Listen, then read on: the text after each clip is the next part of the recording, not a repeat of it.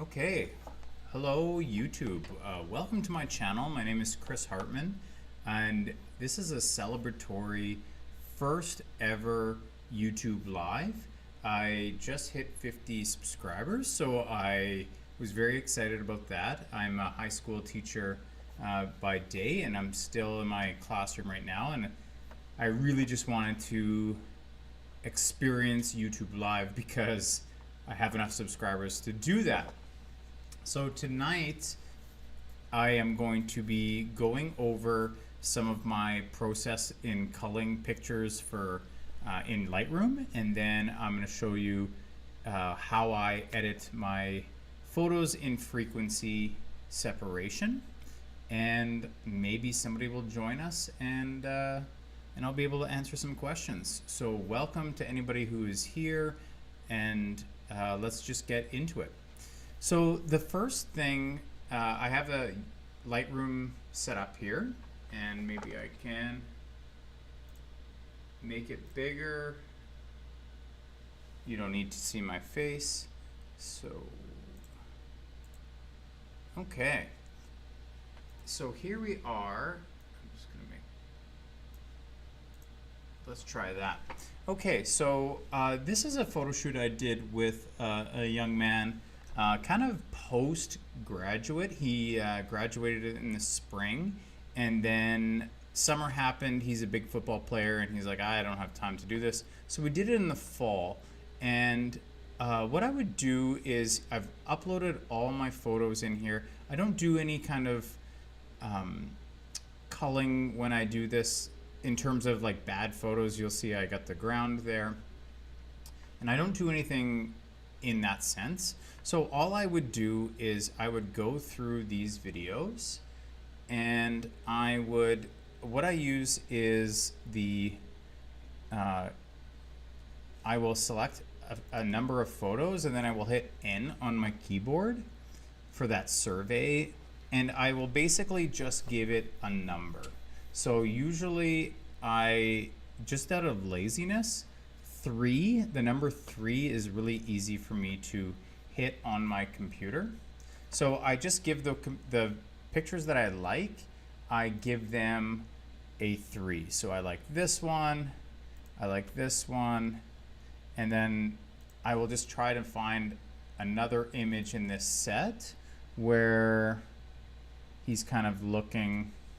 I don't think I have any in here where he's looking at the camera.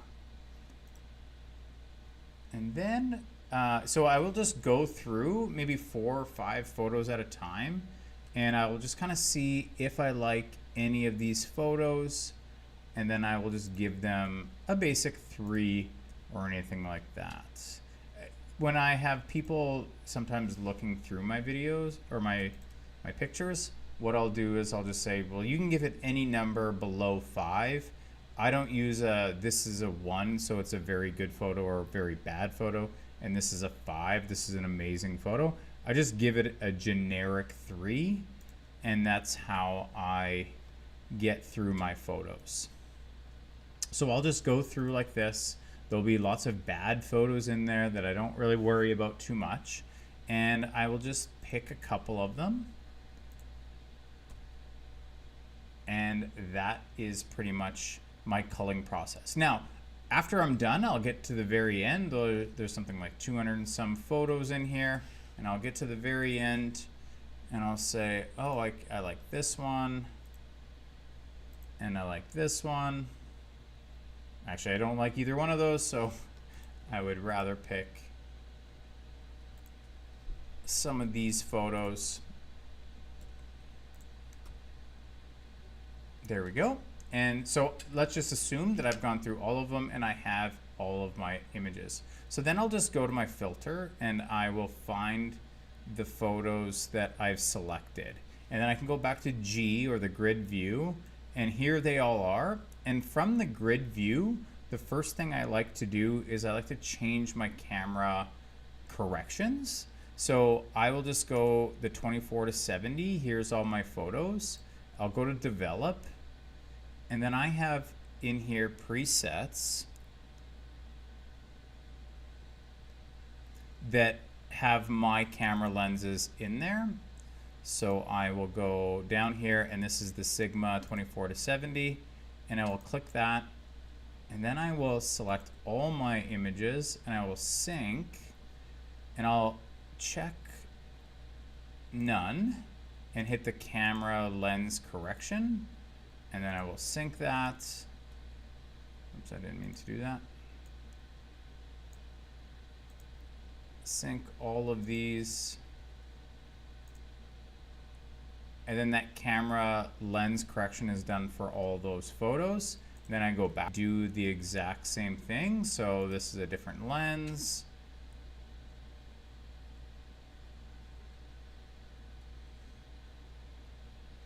And I will go to the Tamron 70 to 200. And then I will sync all of those images that use that lens. And that's basically my culling process. Sometimes what I like to do is all my images, I'll further narrow them down. So if I go all my images, and what I'll do is I usually don't edit all of them, because I'll find out that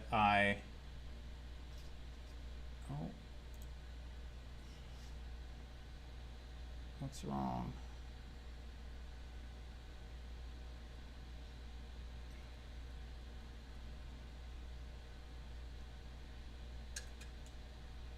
YouTube is not receiving enough video to maintain smooth.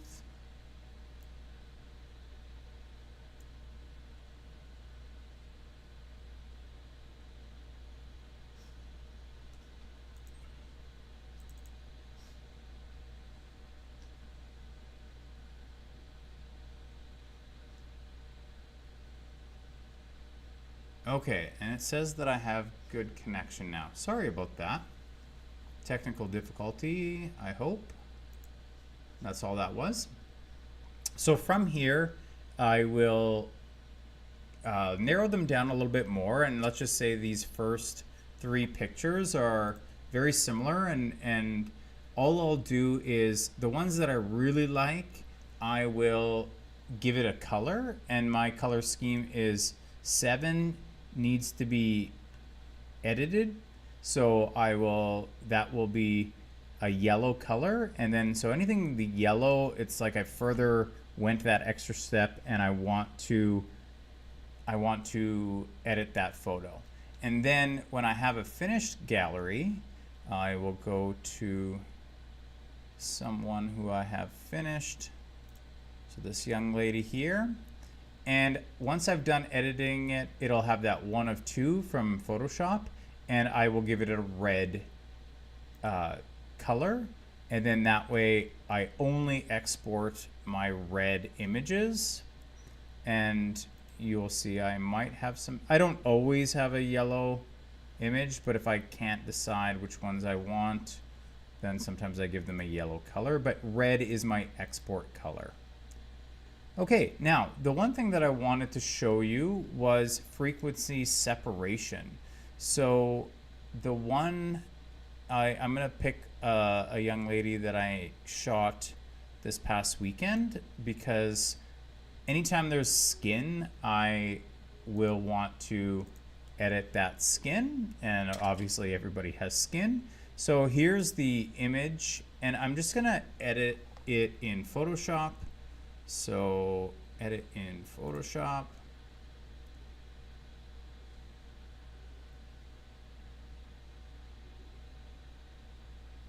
And it's going to pop up eventually. And I really don't do a whole lot of Photoshop editing, but I do retouch skin all the time. And what I use is a frequency separation. And if you look on the internet, you will find a million different frequency separation tools. And the one that I like the best, or the 2 that I like the best, are Danny Bautista is a photographer based out of, I think he's in Florida now, and he provided a good frequency separation tool on one of his channels, and the other one was the Shark Pixel frequency separation that I've used in the past. So I have them loaded in my actions, and I use the Danny Bautista frequency separation, 8 bits, and when I was watching his tutorial, what you're going to do is you're going to go to the skin that has blemishes, and you're going to zoom in, and basically he said if you have a blemish, you're going to increase at multiples of 5 until that blemish has gone away on your little screen here. And you can see that's the real skin, and then at 20 pixels we don't have any blemishes. So I just hit OK. A lot of times I'm lazy and I just hit 20 as an average number for my frequency separation.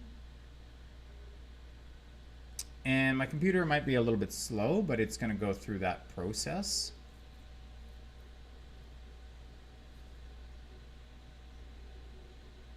And then it's done. So now it's going to put it into all these different layers. And the first thing I do is I unclick the texture layer.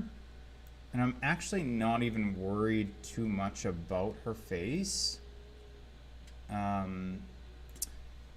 But I always will do it. So I'll take off the texture, and then I'm going to use the mixer brush tool.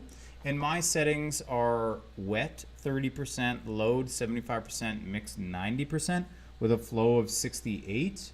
And then each time I touch the pad, I'm going to get a new color on my brush, and I have to be on the color layer. And so all I'm gonna do is I'm just gonna color in and just even out these colors, and I was using color gels, so there's not a whole lot to worry about.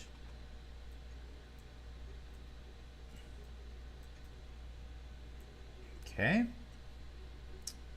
And then I won't go through this whole image, but now we'll see when we add our texture back in, we're going to go back to texture, and I use the clone stamp tool, and we just select an area that's good, and we just override.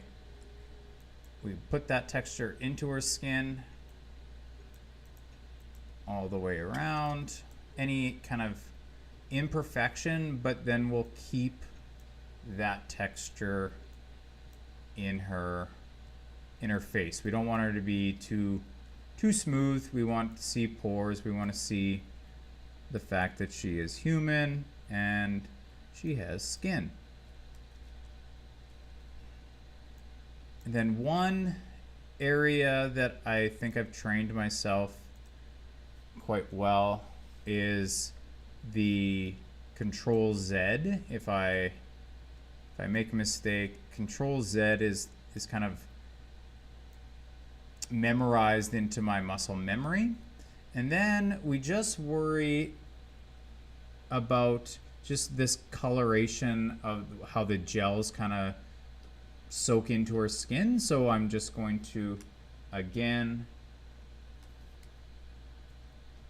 I'm going to change that color, use the mixer brush on that color layer, and I'm just going to smooth out her skin. And I'm very lucky because she has very nice skin, so it's minimal editing.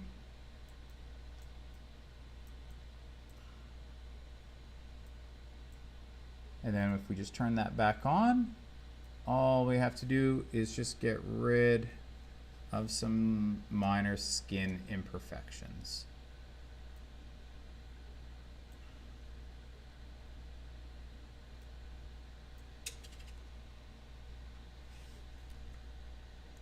and I'm using the clone stamp tool again, and we want to keep her for skin texture, and we're just gonna touch that up.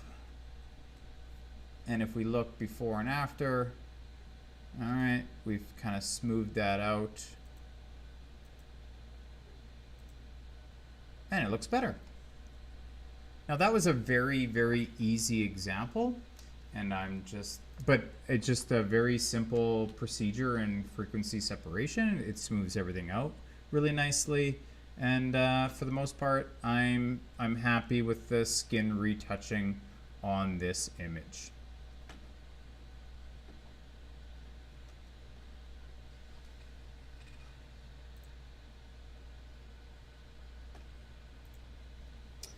So that is my short little tutorial. I realized that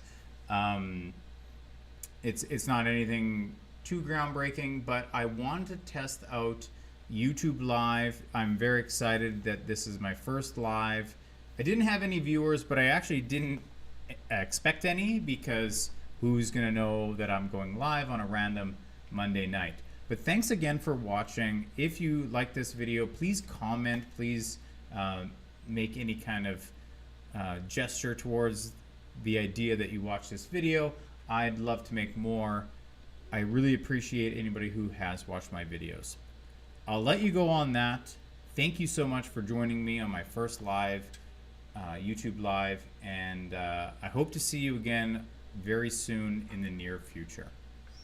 Thanks a lot. Have a great week.